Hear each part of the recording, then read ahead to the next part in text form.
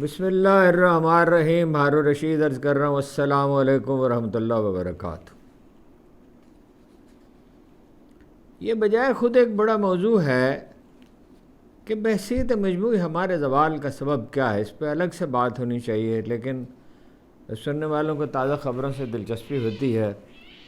کچھ تازہ خبریں ہیں بھی، لیکن میری توجہ اس پہ نہیں رہی ہے. دوسرے لوگ اس پہ زیادہ بہتر روشنی ڈال سکتے ہیں، جو فیلڈ میں ہیں، جو زیادہ مشقت کرتے ہیں، جن کے انٹرنے زیادہ اونچے ہیں، رابطے مستحکم ہیں. ایک بات ایسی کہی محترمہ مریم نواز. پہلے میں خبروں کا ذکر کر دوں. دیکھیے، ایک تو ایپیکس کمیٹی کا اجلاس ہوا ہے پختونخوا کا، چیف منسٹر سیکریٹریٹ میں ہوا ہے. کور کمانڈر صاحب شریک ہوئے ہیں، چیف سیکرٹری صاحب شریک ہوئے ہیں، اور چیف منسٹر تو ظاہر تھے ہی، اور بھی کچھ لوگ تھے اس میں.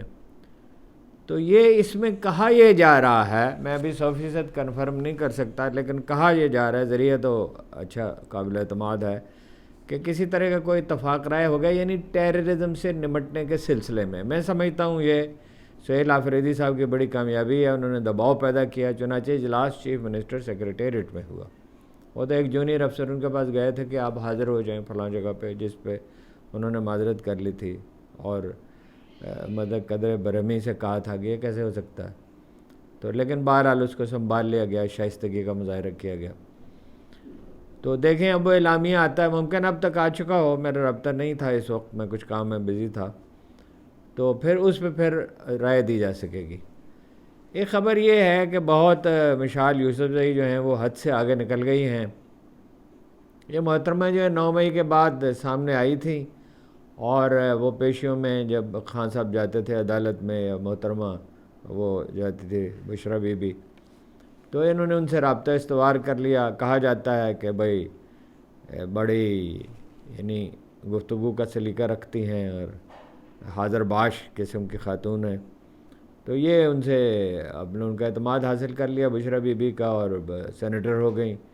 اور اب یہ کہا جا رہا ہے، ذمہ دار ذرائع پارٹی کے یہ کہتے ہیں کہ راجہ سلیمان اکرم کے قریبی لوگ بھی، دوسرے لوگ بھی، اہم لوگ یہ کہتے ہیں کہ یہ ان کا رابطہ ہے علی امین گنڈا پور سے، اور شیر افضل مروت وغیرہ سے. اور کل تو انہوں نے کہا جاتا کہ حد ہی کر دی، اور ان کی بہنوں کو تنقید کا وہ نشانہ بنایا، عمران خان کی بہنوں کو. اور عمران خان تو ممکن ہے معاف کر دے، پارٹی کارکن تو اس کو سوال ہی پیدا نہیں معاف کرتا. میرا خیال ہے کہ ان کا قصہ پاک ہونے والا، جو زیادہ چالاک لوگوں کا انجام ہوتا ہے وہی ان کا ہوگا، میرا اندازہ ہے یہ. دیکھیے، یہ اس کانفرنس میں شریک بھی تھی این ڈی یو میں، جس کے شامل ہونے والوں میں اگرچہ کچھ لوگ تو غلط فہمی میں چلے گئے، لیکن عمران خان نے کہا تھا یہ پارٹی کا میر صادق اور میر جعفر ہے. بہرحال، اور خبریں زیادہ اذیت ناک بھی ہیں. مثلا یہ کہ محترمہ شیری کا، ان کی بات صاحبزادی ہیں وہ، اور ظاہر ہے ایک ماں کے محسوسات کا آپ اندازہ کر سکتے ہیں. انہوں نے کہا مجھے معلوم نہیں ہے میری بیٹی زندہ ہے یا نہیں ہے. اور وہ قاسم سوری صاحب کے بارے میں خبر تو پہلے سے تھی، اب زیادہ تفصیل سے اس کی تفصیلات آئی ہیں کہ وہ امریکہ میں ٹیکسی چلا رہے ہیں. جرم کیا ہے ان کا؟ اگر کوئی جرم ہے بھی، فرض کیجئے کوئی قصور ہے، تو عدالت میں مقدمہ چلنا چاہیے نا. مگر یہ ہے کہ آپ اندازہ کیجئے کہ وہ آدمی جس نے بہت بڑے بڑے لیڈروں کو شکست دی کوئٹہ شہر میں اور اس کے نواح میں، دور تک پھیلا ہوا ہے، اور وہ آج امریکہ میں بے بسی میں ٹیکسی چلا رہا ہے. ایک قوم کے ساتھ یہ سلوک اس کے لیڈروں کے ساتھ اگر کیا جائے گا، منتخب عوامی نمائندوں کے ساتھ، تو اس کا نتیجہ کیا ہوگا؟ محترمہ مریم نواز نے اور تو جو کچھ کہا سو کہا، اور وہ بہت اذیت ناک ہے. لیکن یہ بھی کہا میں برازیل سیر کرنے کے لیے نہیں گئی تھی، ہم سے صاف ستھرا پنجاب مانگا گیا تھا، وہ ڈیلیور کرنے کے لیے میں وہاں سیکھنے کے لیے گئی تھی. آپ کا وہاں کیا کام ہے؟ یہ 2-3 افسروں کا کام ہے. یہ صفائی کرنا گلیوں بازاروں میں، یہ کوئی نئی سائنس ہے؟ صرف یہ ہے کہ اب اس کے لیے ذرا بہتر مشینیں ایجاد ہونے لگی ہیں.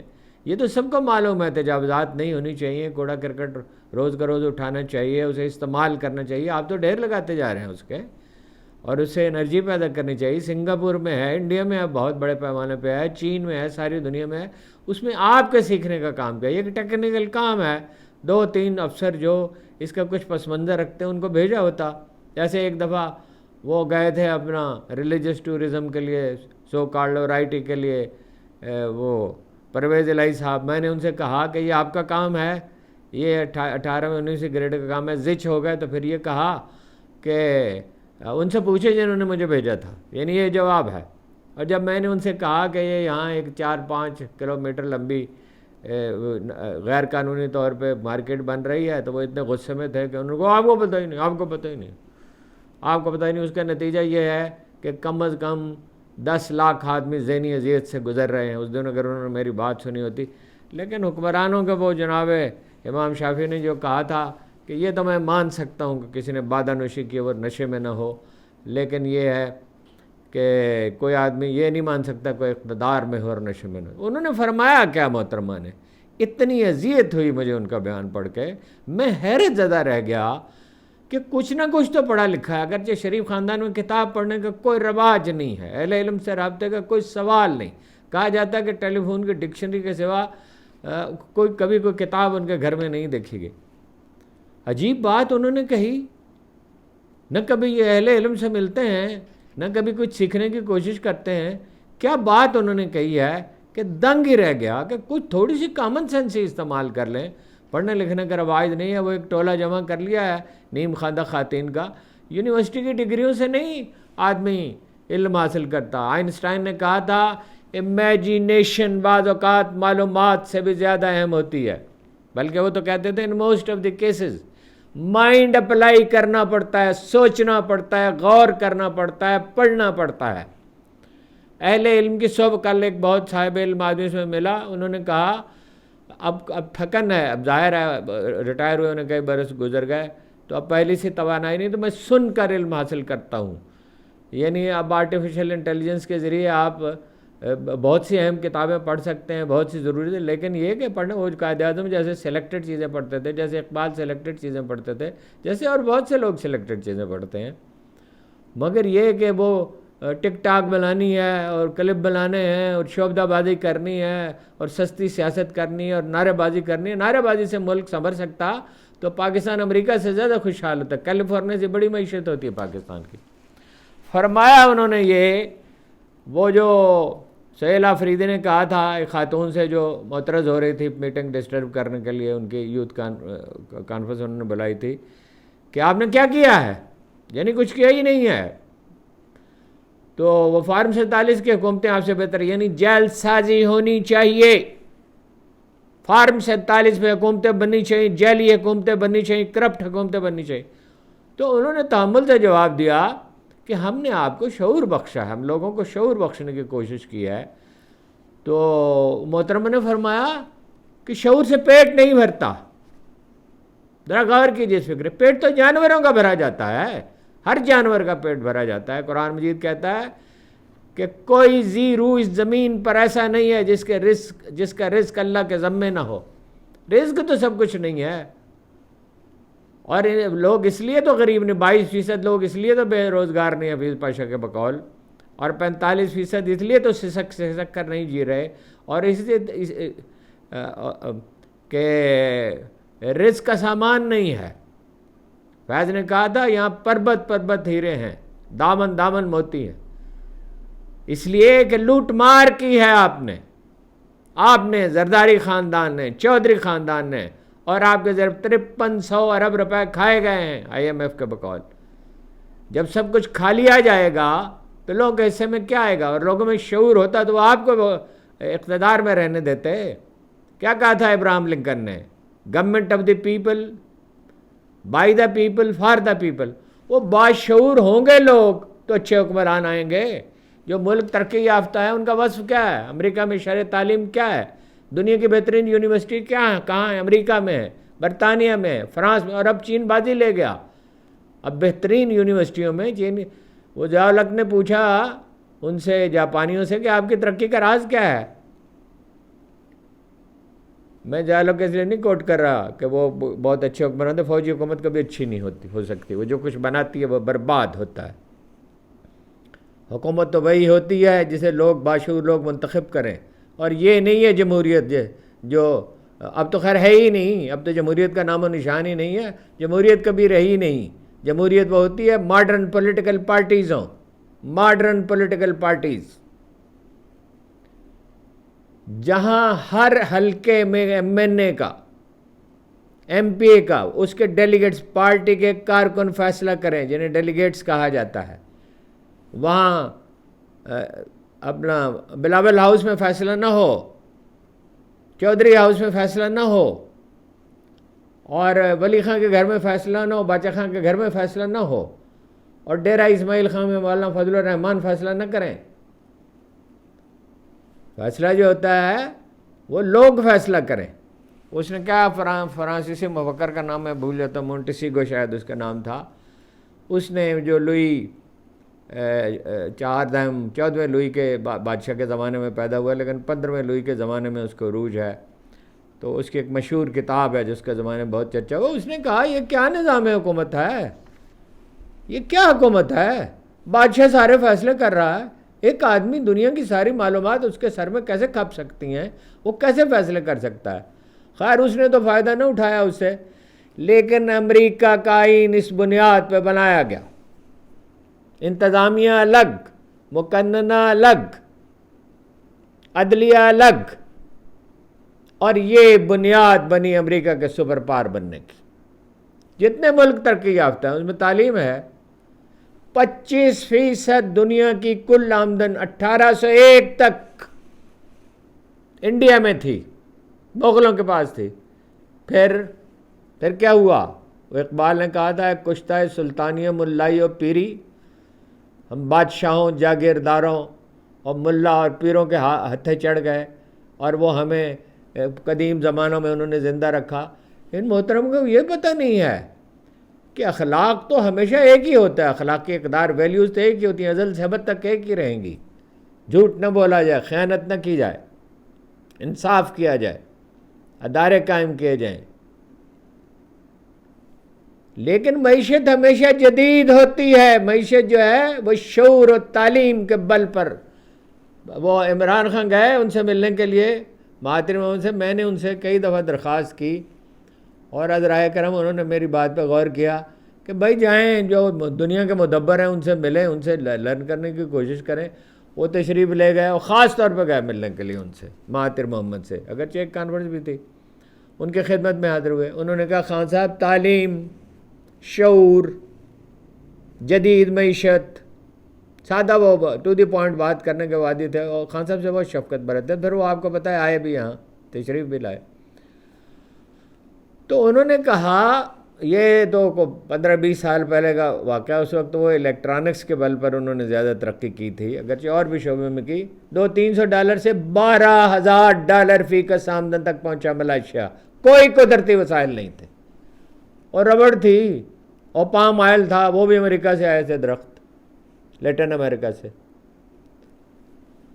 تو کس بل پر؟ تعلیم دی اپنے لوگوں کو، تعلیم۔ وہ جالک نے جب جاپانیوں سے پوچھا تو انہوں نے کہا ہمارے پاس تو وسائل نہیں تھے، ملک تو ہمارا اجڑ چکا تھا، بم گرے تھے اور بستیاں راکھ ہو گئی تھی، ڈھیر بن گئی تھی اس کا ملبے کا، ہم نے سب کچھ تعلیم پہ جھونک دیا، اپنے نوجوانوں کو بھیجا مغربی یونیورسٹیوں میں، تعلیم پائی انہوں نے، اور شروع کی قیادت نے خیر مشقت بھی بڑی کی اور بڑی محنت کی، بڑے خلوص کے ساتھ کام کیا۔ پرخلوص لیڈرشپ کیا ہوتی ہے اس کی؟ یہ میرا خیال ہے اس موضوع پر جو بہت اچھی کتاب ہے اس میں دی لیڈرز ہے اس کی نیکسن کی، جیسے میں نے کئی دفعہ عرض کیا، کریکٹر، علم، کریکٹر، شعور، اور کرزما، اور سینس آف ڈائریکشن۔ اس حکومت کی کیا سینس آف ڈائریکشن ہے؟ وہ کہتی ہیں پنجاب کو صاف ستھرا کرنا تھا، میں برازیل گیا۔ آپ کا کیا کام تھا برازیل میں؟ جاپان سے آپ کیا سیکھ کے آئی تھیں؟ اور باقی جو ملکوں کے دورے کیے اس سے آپ نے کیا سیکھا؟ یہ کام ہے ٹیکنوکریٹس کا کام ہے، یہ آپ کا کام تو نہیں ہے۔ جب یہاں تاج محل بن رہا تھا، برطانیہ میں کیا بن رہا تھا؟ دولت کے انبار تو یہاں تھے، قحط پھیل گیا شاہجہاں کے زمانے میں، اس لیے کہ جدید علوم سے دلچسپی نہیں تھی۔ ہمیں سکھایا گیا تھا کہ علم ہی سب کچھ ہے، درجات قرآن مجید کہتا ہے علم کے ساتھ ہیں۔ سیدہ فاطمۃ الزہرا خاتون جنت جیسی کوئی خاتون تاریخ نے دیکھی نہیں ہے، وہ تشریف لے گئے، ہاتھوں پہ نشان پڑ گئے تھے چکی پہ، ہر روز چکی پیسنا، ہر روز چکی پیسنا جاؤ کے آٹا بنانے کے لیے، اور گھر کے سارے فرائض انجام دینا اور مہمانداری. تو کہا کہ خادم چاہیے. لوگ آئے ہوئے تھے, کچھ خادم موجود تھے. فرمایا میرے پاس تو اہل صبح کے لیے بھی کچھ نہیں ہے. کتنا ان کا اکرام کرتے تھے, کتنی محبت تھی انہیں ان سے. کوئی خاتون ایسی نہیں تھی دنیا میں, تھی بڑی معتبر, جیسے سیدہ عائشہ صدیقہ تھی. رسول اللہ صلی اللہ علیہ وسلم نے آسیہ جو کا ذکر کیا ہے, وہ جو اسلام قبول کیا تھا فرعون کے گھر میں جو تھی, سیدہ مریم کا ذکر کیا ہے. تو ان سے اور انہیں کیا کرتے تھے, انہیں علم عطا کیا, انہیں علم عطا کیا, انہیں فقر کی اہمیت سمجھائی, انہیں سادگی میں بسر کرنا سکھایا. اور اہل صبح کیوں فرسٹ پرائرٹی تھے کہ وہ سارا وقت حصول علم میں مصروف رہتے تھے. یہ بھی ایک مغالطہ ہے کہ علم دینی ہوتا ہے اور دنیاوی ہوتا ہے. علی بن عثمان حجویری نے لکھا, خدا منکرین حدیث پہ رحم کرے اور صوفیوں کی مخالفت کرنے والوں پہ. دنیا میں جس طرح امام ابو حنیفہ ہیں, امام جعفر صادق ہیں, امام مالک ہیں, امام احمد بن حنبل ہیں, امام شافعی ہیں, اسی طرح یہ علم کا بڑا سرچشمہ ہے ہمارے صوفیاء. جنید بغداد وہ کہتے تھے سب کچھ انحصار علم پہ ہے. جنید کہتے تھے تمام انحصار علم پہ ہے. جناب امام شاذلی, جناب علی بن عثمان حجویری, جناب شیخ عبد القادر جیلانی, اور ایک طویل سلسلہ ہے. خواجہ میر علی شاہ تک, جنہیں کہا جاتا ہے last of the great mister. کیا کرتے تھے وہ؟ لوگوں کو تعلیم دیتے تھے, لوگوں کو راست فکری پہ سکھاتے تھے. راست فکری کیا ہے, پازیٹیو تھنکنگ کیا ہے, حسن سلوک کیا ہے پڑوسی کے ساتھ, دوستوں کے ساتھ, رشتہ داروں کے ساتھ, خاندان کے ساتھ. اقبال ان کی خدمت میں حاضر ہوتے, یعنی خط لکھتے تھے انہیں. آکسفورڈ میں لیکچر دینے کے لیے گئے ٹائم اینڈ سپیس پہ, دونوں دفعہ خواجہ میر علی شاہ سے مشورہ کیا. ان سے کہا میں آپ کی خدمت میں حاضر ہو کر وہ فصوص الحکم ابن عربی کتاب سبکن پڑھنے کے لیے تیار ہوں. مسلم بر صغیر کیسے بیدار ہوا؟ اقبال کی وجہ سے. اور لوگوں کی بھی خدمات ہیں, ابوالکلام کے بھی ہیں, عطا اللہ شاہ بخاری بھی ہیں, محمد علی جوہر کی بھی ہیں, حضرت موہانی, بہت سے لوگوں کی خدمات ہیں, بہادر یار جنگ کی بھی ہیں. اس لیے کہ اقبال نے جو تاریکی اور مایوسی چھائی ہوئی تھی مسلم بر صغیر کی رگ رگ میں رچی ہوئی تھی, اس سے اسے نجات بخشی, اسے خودی کا فلسفہ دیا. جو ڈاکٹر نیازی کہتے ہیں کہ انہوں نے مجھ سے کہا میں نے قرآن کریم سے اخذ کیا ہے. وہ جو مشہور آیت پر اپنا پڑھتے ہیں صوفیہ, جس کا ورد کرتے ہیں, هو اللہ الذی لا الہ الا هو عالم الغیب والشہادہ هو الرحمن الرحیم. اس سے پہلے ایک آیت ہے, جس نے اللہ کو بھلا دیا اس نے سب کچھ بھلا دیا. اور قرآن کہتا ہے درجات علم کے ساتھ ہیں, اور یہ فرماتی ہیں کہ علم کی اور شعور کی تو ضرورت ہی نہیں ہے. شعبدہ بازی کی ضرورت ہے, کرپشن کی ضرورت ہے, لوٹ مار کی ضرورت ہے, من مانی کی ضرورت ہے. اس سے ترقی ہوگی. وہ اپنا امام احمد بن حنبل تعلیم دے رہے تھے تو پڑھا رہے تھے, اور آپ کا کیا خیال ہے صرف وہ اپنا قرآن مجید پڑھاتے تھے, حدیث پڑھاتے تھے, فقہ پڑھاتے تھے؟ زندگی گزارنے کا سلیقہ سکھاتے تھے. وہ بتاتے تھے یہ دنیا کیا ہے, یہ کائنات کیا ہے, انسان کیا ہے, اس کی جبلتیں کیا ہیں, زندگی کیا ہے. ایک بار آپ نے فرمایا کہ انہیں ہنر سکھاؤ, ہنر نہیں سیکھیں گے یہ دین کے طالب علم تو دین کو بیچیں گے, جو آپ دیکھ رہے ہیں کس طرح دین بکتا ہے. تو انہوں نے کہا جلدی نہ کرو. اس طالب علم سے کہا اذان ہو گئی ہے تو 2-4 منٹ کے بعد ہم اللہ کے بارگاہ میں حاضر ہوں گے, نماز کا فریضہ اور حق ادا کریں گے, لیکن جس چیز کی طرف ہمیں بلایا جا رہا ہے اسی میں ہم مصروف ہیں, یعنی اللہ اور اس کے رسول کا ذکر اور حصول علم. فرمایا سمندروں کی مچھلیاں, اور یہ فرمان ہے, اور ہواؤں میں اڑنے والے پرندے بھی طلب علم میں مصروف طالب علم کے لیے دعا کرتے ہیں.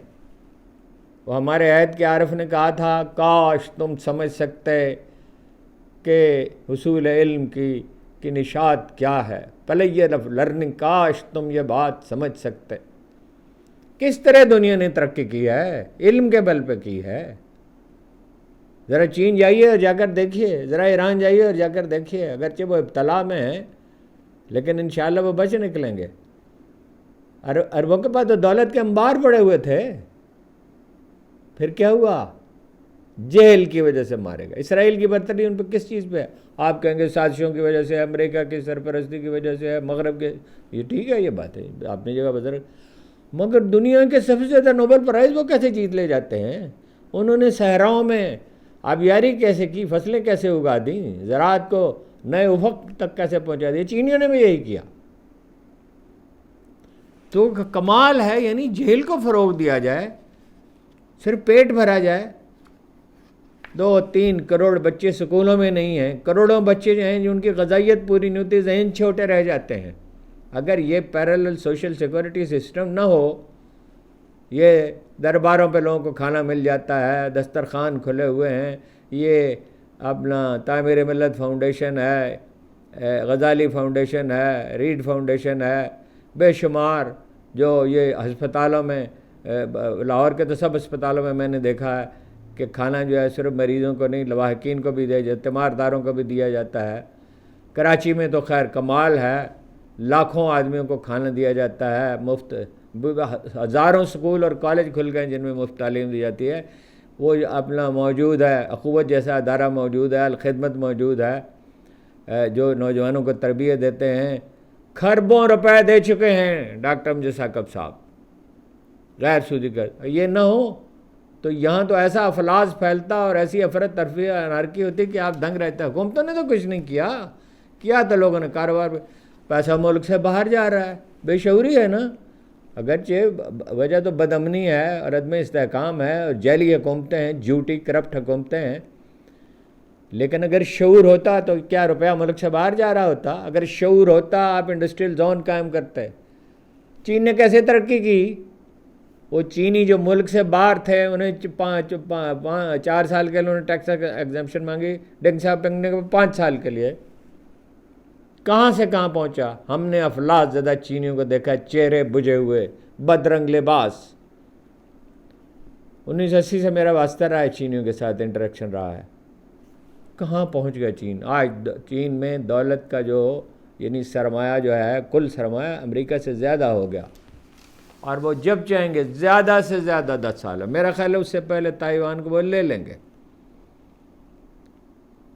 اور جہل صرف ایک شکل نہیں ہوتی، صرف سکول اور کالج کی تعلیم نہیں ہوتی، تعصبات بھی جہالت ہیں. اس لیے امریکہ زوال پذیر ہے، اس لیے امریکہ زوال تعصب کی گرفت میں آ گیا. چودراہٹ کا خناس سر میں دبا گیا.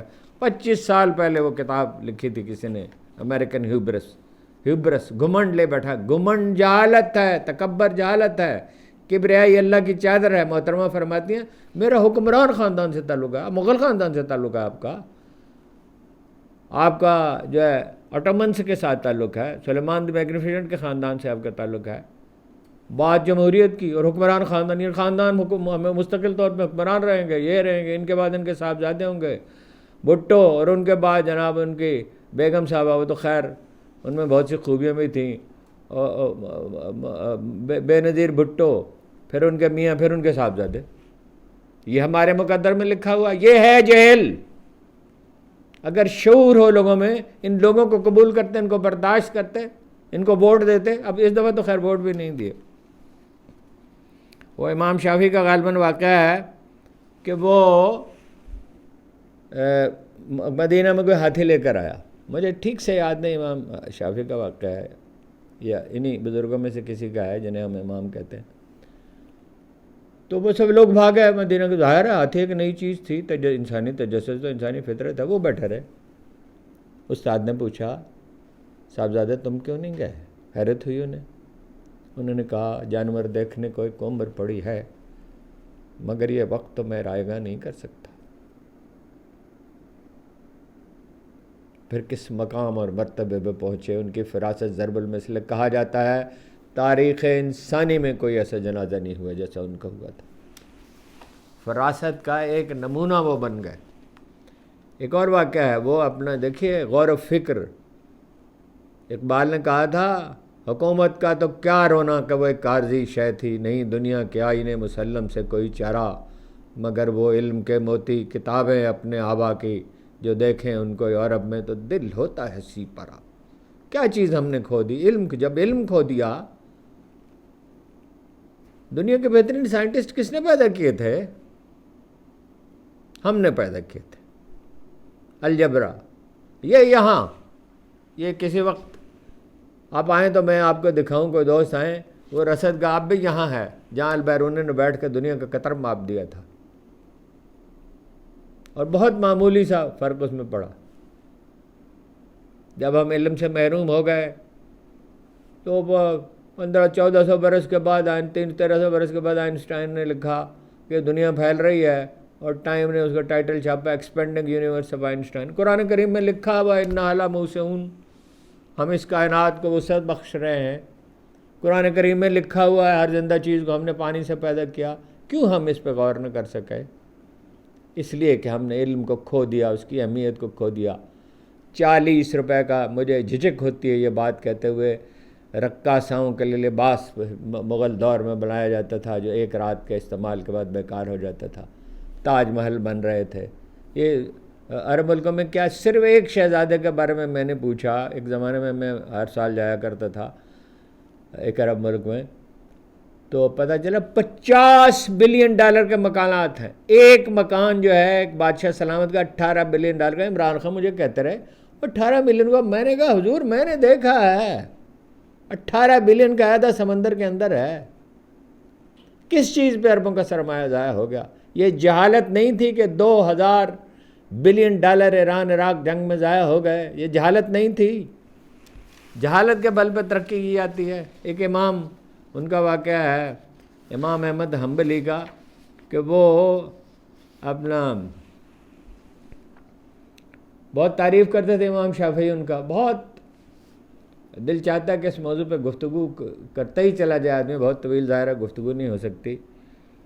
تو وہ آئے، تشریف لائے ان کے پاس، تو بچے ان کے بڑے متجسس تھے کہ بھائی اتنی تعریف، ہمارے والد جیسے اتنا عظیم آدمی، وہ خود اتنے بڑے صاحب تقویٰ ہیں، صاحب علم ہیں، تو ان کی ستائش کرتے ہیں. وہ عشاء کی نماز پڑھی اور جاگ لیٹ گئے. اب وہ دیکھتے رہے، نہ انہوں نے نوافل پڑھے، نہ انہوں نے جناب تلاوت کی، نہ انہوں نے، لیٹے اور جاگتے رہے، اور ساری رات جاگتے رہے اور سوچتے رہے. تو بچوں نے تعجب کا اظہار کیا، تو کہا میں پوچھوں گا. تو ان سے پوچھا. انہوں نے کہا قرآن کی ایک آیت یاد آئی، اس پہ غور کرنا شروع کیا اور شب بیت گئی. 100 نکات اس میں سے میں نے اخذ کیے ہیں. یہ ہے وہ علم. اور رہا مادی علم تو کیا، مسلمانوں کا بہترین دور جناب فاروق اعظم کا دور ہے نا. ایک ایک آدمی کی فکر کرتے تھے، ایک ایک آدمی کی. جہاں کوئی ذہین آدمی نظر آتا تھا، جہاں کوئی فصیح آدمی نظر آتا تھا. احنف بن قیس کا واقعہ تو میں نے آپ کو پہلے بھی سنایا تھا.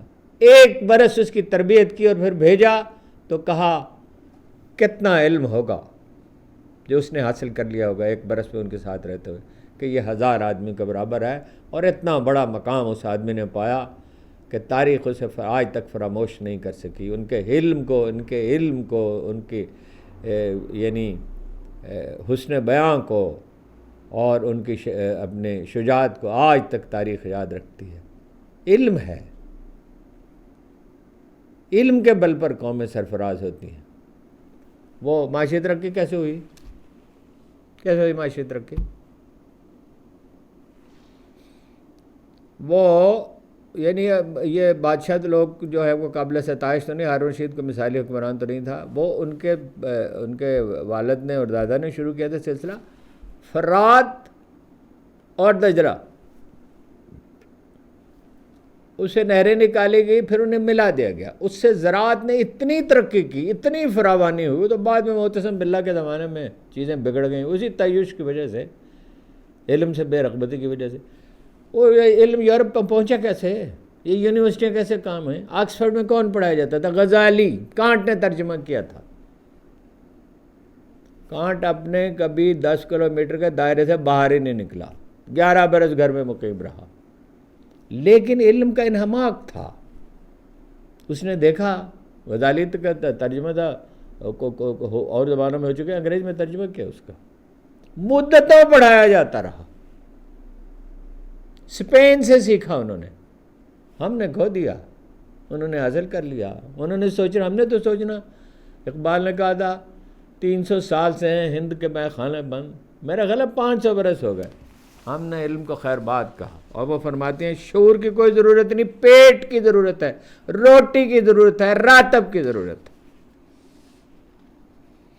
صنعتی انقلاب کیسے آیا؟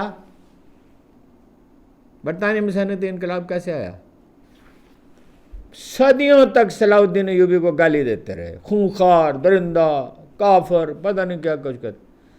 جب کچھ حواس قائم ہوئے، تعلیم کا فروغ ہوا اور کوئی اعتدال آیا تو انہوں نے اس کی اخلاق کی عظمت کو تسلیم کیا اور اس سے سیکھا، اور اسی سے نہیں سیکھا اور بہت سے۔ اب وہ میں تو اچانک یہ دیکھا تو میں نوٹس بناتا تو ان سب مسلم سائنسدانوں کا ذکر کرتا۔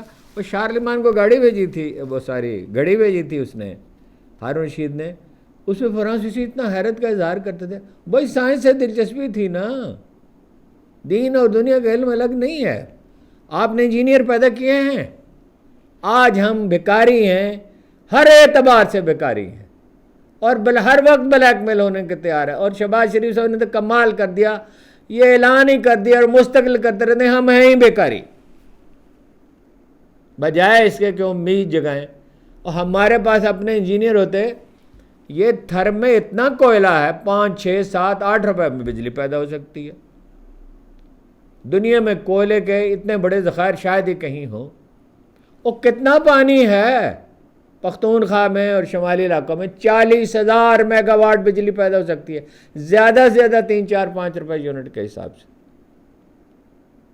کوئی ہمیں علم ہوتا ہے، ظفر الطاف روتے ہوئے مر گئے کہ 5,000 روپے ایکڑ کے چاہیے فواروں سے پانی دینے کے لیے، اب 30-40 ہزار روپے چاہیے ہوں گے، مگر ہم NGOs کے مرہون منت ہیں، وہ بھی فیکٹری لگائیں، 40% پیداوار بڑھ جاتی ہے، یعنی ساری انویسٹمنٹ 2.5 سال میں پوری ہو جاتی ہے، 90% پانی بچ جاتا ہے، آپ کے باقی 2.5 کروڑ ایکڑ بھی اس سے سیراب ہو سکتے۔ کسی نے ان کی بات نہیں سنی۔ یہ ہماری ٹیکسٹائل جو ہے، یہ عمران کے دور میں کیسے پھل پھول رہی تھی؟ یہ ہماری بربادی کا باعث جہل اور کرپشن نہیں ہے؟ وہ 2 گنا 3 گنا قیمت بجلی کی کیوں ہے؟ پیسہ کس کے پاس ہے؟ شوگر ملوں والوں کے پاس ہے۔ 2-3 گنا قیمت بڑھ گئی ہے، اوکے، کسان کو کچھ نہیں ملا۔ آٹا 6,000 روپے کلو بک رہا ہے، 6,000 روپے من، اور 2100 روپے گندم میں نے بیچی تھی، اس لیے کہ گندم ذخیرہ نہیں کی جا سکتی، اصول ہے یہ، منع کیا گیا اس سے، مجبوراً بیچ دی۔ اب میں 6,000 روپے من آٹا خریدتا ہوں، اس سے بھی زیادہ، چکی کا آٹا اس سے بھی مہنگا ہے۔ تو مار ڈالا اس کو، کسان کو آپ نے، گنے کے کاشتکار کو۔ وہ عمران خان کے دور میں کیسے پیسے ملتے تھے؟ یہ ہے علم، یہ ہے شعور، یہ ہے روشنی۔ عمران خان کو آئیڈیل حکمران نہیں ہے میرے لیے، آئیڈیل حکمران اور تھے۔ ٹیپو تھا، جس میں اقبال نے کہا کہ ایک مسلمان حکمران کے تمام اعلیٰ اخلاق کے اوصاف جمع ہو گئے تھے، اس میں غیر مسلم رعایا اس پہ جان دیتی تھی، غیر سودی قرضے دیے جاتے تھے، حکومت دیتی تھی، اور اگر حادثہ ہو جائے، سیلاب آ جائے، کوئی قدرتی آفت آ جائے تو معاف بھی کر دیا جاتا تھا۔ بنگلہ دیش نے کیسے ترقی کی؟ ان کی شرح تعلیم ہم سے زیادہ ہے، ان کی ترجیحات درست ہیں۔ جرمنی جنگ سے برباد ہو گیا، اور 2400 بلین ڈالر کی جو معیشت ہے وہ 4000 بلین ڈالر کی کیسے ہو گئی؟ وہ محترم خاتون جو ہے، نام میں ان کا بھول رہا ہوں، ان کے دور میں 2-3 جوڑے ان کے پاس کپڑوں کے تھے۔ کسی نے پوچھا، چانسلر جو تھی، کہ آپ کے پاس یہی کپڑے ہیں؟ انہوں نے کہا میں کوئی ماڈل ہوں، میں ملازم ہوں۔ ملازم کہا، یہ نہیں کہا میں چانسلر ہوں، ملازم ہوں۔ اور یہ 17-17 20-20 30-30 لاکھ روپے کے جوڑے، اور پلاسٹک سرجری، اور شادیوں پہ اربوں روپے کے اخراجات، یہ غریبوں کے زخموں پہ نمک چھڑکتے ہیں۔ اور بے شعوری کس کو کہا جاتا ہے؟ تعلیمی ادارے برباد کر کے رکھ دیے۔ ہمارے پاس 2-3 ہزار بلین ڈالر کا سونا، چلیے 1000 بلین ڈالر کا ہوگا، چلیے وہ اخراجات کے باوجود 300-400 بلین ڈالر ملے گا، ہمارے سارا قرضہ اتر جائے گا، وقت لگے گا، ظاہر ہے۔ اس میں انجینئر ہمارے باہر جا رہے ہیں، ڈاکٹروں کی اس دفعہ داخلے جو ہے پورے نہیں ہوئے، بہت سی سیٹیں خالی پڑی ہوئی ہیں، اس لیے کہ ہمیں تعلیم یافتہ لوگوں کی ضرورت نہیں ہے۔ ہم جعلی حکیموں سے علاج کرائیں گے.